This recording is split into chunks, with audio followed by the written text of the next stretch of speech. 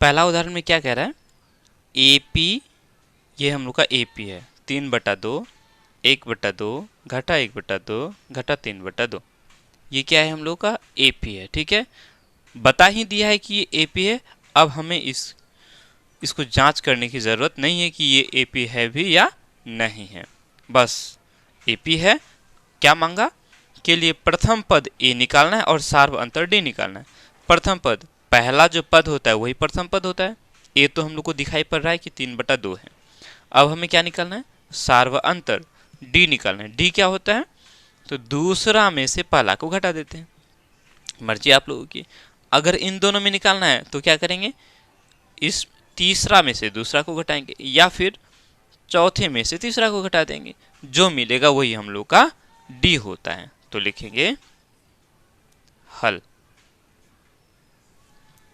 ठीक है, हल लिखने के बाद लिख लेंगे यहां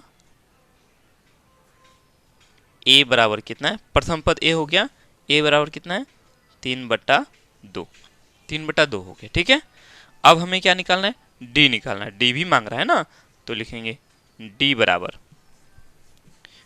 क्या हो जाएगा, दूसरा में से पहला को घटा देंगे। दूसरा क्या है 1/2, तो लिखो 1/2। उसके बाद घटा लिखो, ये पहला सॉरी ये दूसरा घटा पहला, ये A2 हो गया, A2 माइनस A1, A1 कितना हो गया 3/2।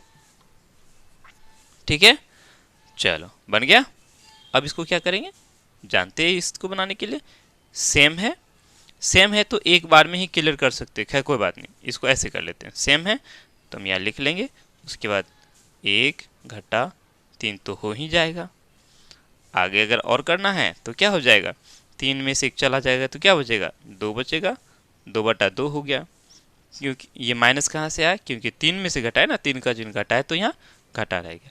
ऊपर भी 2 नीचे भी 2, 2 का पारा में 2 1 2 घटा रह जाएगा। ठीक है, डी हम लोग का निकल गया घटा 1। बस इतना ही करना था, और आगे इसको करने की जरूरत क्या, और मांग ही नहीं रहा है। जो मांगेगा वही तो देंगे, जितना कहे उतना ही देना है, उससे ज़्यादा हमें नहीं देना है। ठीक है, चलो पहला हम लोग का हो गया।